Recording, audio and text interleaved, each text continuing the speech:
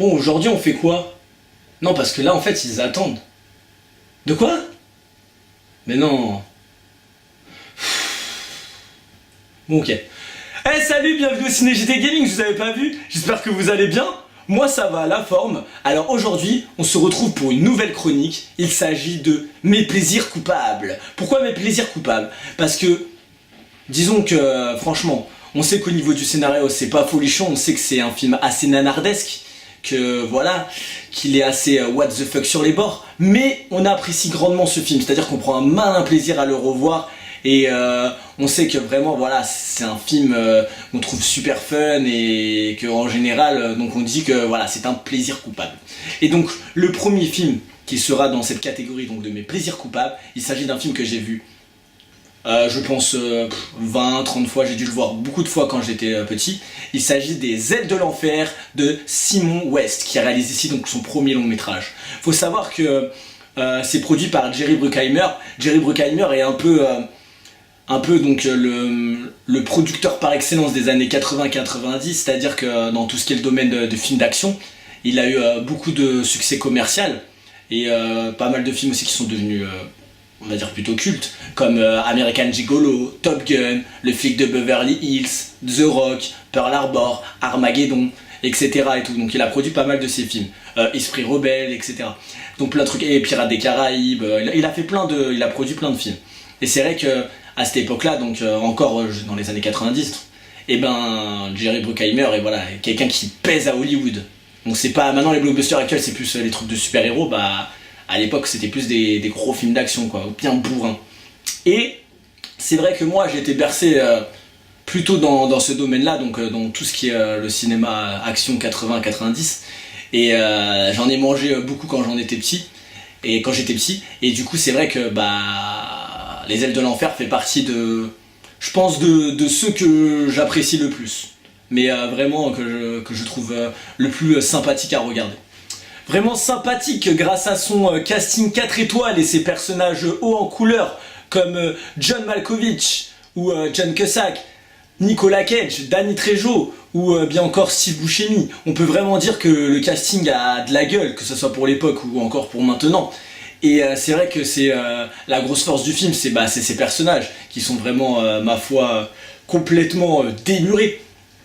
Et donc en résumé, l'histoire c'est celle de Poe Cameron qui revient de l'armée et va voir sa femme et tout, et à une soirée. Et là ça tourne mal parce que y en a qui sont complètement éméchés, bourrés et tout, et ils veulent s'attaquer à la femme de Nicolas Cage.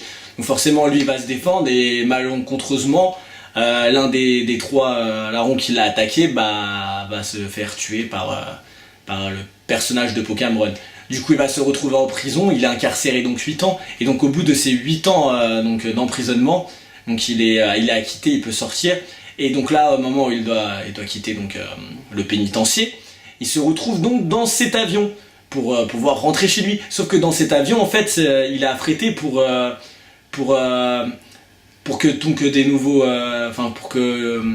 des prisonniers en fait se retrouvent dans une nouvelle prison de haute sécurité.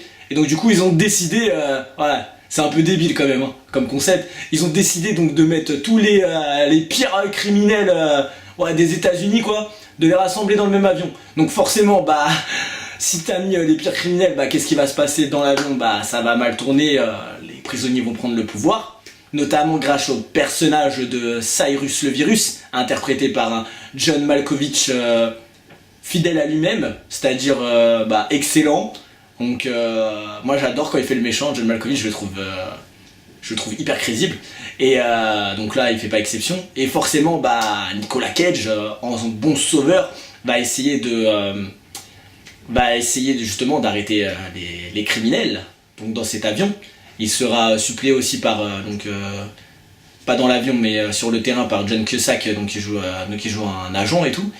Et voilà, après le résumé de l'histoire, c'est que il essaye de les arrêter quoi, voilà. C'est tout bête et con quoi. Mais vraiment, voilà, c'est sympa et tout, et tu passes un bon moment et c'est ce que tu cherches quoi dans ce genre de production. Moi, ce que je reproche aux productions actuelles par rapport à celles d'avant, justement, c'est que l'action était quand même assez bien dosée, c'est-à-dire que t'avais pas une surenchère de je t'en mets plein la gueule, etc. et tout. Ouais, il y a forcément des scènes un peu what the fuck, comme le moment où t'as la voiture volante et tout, des petits trucs comme ça, où ça te fait gentiment sourire. Mais dans l'ensemble, disons que on reste dans quelque chose voilà, d'assez simple au niveau de l'action, c'est pas, on n'en rajoute pas des caisses. Enfin, un petit peu quand même, mais pas autant que maintenant. Et ça, je pense que c'est aussi notamment parce qu'après, il y a eu beaucoup les effets numériques après qu'on arrive dans les au-delà des années 90.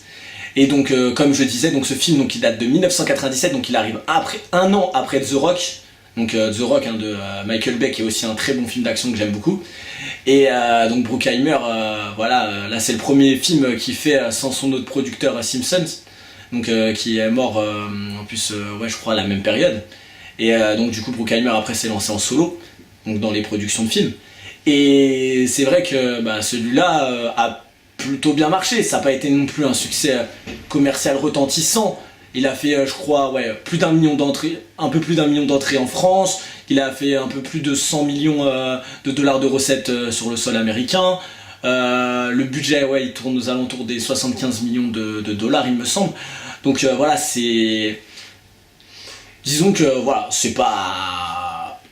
C'est un succès plutôt sympathique. À l'époque, il a plutôt bien marché. Moi, je sais qu'à l'époque, j'avais 7 ans quand il est sorti. Et... c'est un film que j'ai vu, que j'ai pas mal saigné en VHS, puis en DVD et tout, donc c'est vrai que c'est assez sympa. Ah, et puis un autre truc aussi qui est plutôt sympa dans le film, c'est les répliques. Ouais, on sent que celui qui a écrit les répliques, il s'est fait plaisir quand même, hein. Mais vraiment, il a essayé d'écrire des trucs, disons, un peu tiré sur les haricots, comme on dit, hein. Mais voilà, ça passe quand même, parce que tu sais que c'est un peu nanardesque comme film, donc ça passe quand même. Voilà, et fait que les personnages sont vraiment fun, parce que tu prends Cyrus, le virus et tout, il est cool, t'as Diamond Dog aussi, et vraiment, c'est... Ah, et moi j'adore aussi le personnage de Steve Buscemi. Donc il est un peu présenté comme... une sorte... donc quand tu le vois la première fois avec la mise en scène, tu te dis, waouh, c'est un serial killer de malade à la Hannibal Lecter et tout, voilà. Et après, il enlève son masque et là, tu fais ah ouais, mais en fait, c'est Steve Buscemi. Et en fait, tu te rends compte que t'as l'impression quand même que c'est lui le moins fou de tous. Alors qu'en fait, c'est lui le plus fou parce qu'il a tué beaucoup de personnes. Et j'aime bien aussi la scène où justement, il se retrouve avec la petite fille. Et il y a plein de sous-entendus. Parce qu'en fait, il joue à la poupée avec la petite fille. Là, tu te dis, oh là là, ça va mal tourner. Qu'est-ce qui va lui arriver à la petite fille? Si ça se trouve, il va la découper en morceaux, ou je sais pas quoi, ou tu vas la retrouver dans le caniveau. Et en fait, non, pas du tout. Il a joué juste avec la petite fille, il a joué aux poupées. Il chantait sa chanson, là. La chanson, si vous avez vu le film, vous connaissez, c'est il tient le monde dans ses mains. Et voilà, c'est ça le truc. Et donc après, il arrête pas de répéter ça. Donc moi, j'adore le personnage de Steve Buscemi dedans, je le trouve... vachement en retrait, mais justement... c'est peut-être le personnage le plus lucide en fait de tous. Et au final, c'est vrai que je pense que la principale force du film, c'est ses acteurs et ses personnages qui font que tu t'ennuies pas une seule seconde et que tu passes tout le film, quasiment 2 heures de film, sans temps mort, sans atome crochu. Et au final, c'est ce que je dis, l'essentiel je trouve dans mes plaisirs coupables, c'est que tu passes un bon moment et que plus tu vas le revoir et plus tu vas trouver ça fun. Et c'est vraiment le but, je pense, premier de ce genre de production. Il n'y a pas à chercher des messages sous-jacents, des choses beaucoup plus profondes. Tu sais que c'est des trucs à prendre mais au second degré souvent, ouais, mais voilà. Mais c'est pas des trucs où tu sais que derrière il y a des sens cachés ou etc. Et moi, je trouve que Les Ailes de l'Enfer, en tout cas sur les années 90, c'est l'un des films qui marche le mieux à ce niveau-là. Et donc si vous ne l'avez pas vu et que vous aimez ce genre de film, ou si vous aimez bien les trucs bien bourrins, je vous conseille de le voir parce que c'est cool quoi, voilà, faut le dire quand c'est cool. Et si vous avez aimé cette vidéo, n'hésitez pas à commenter, à liker et à partager la vidéo. Et quant à moi, je vous dis ciao, ciao.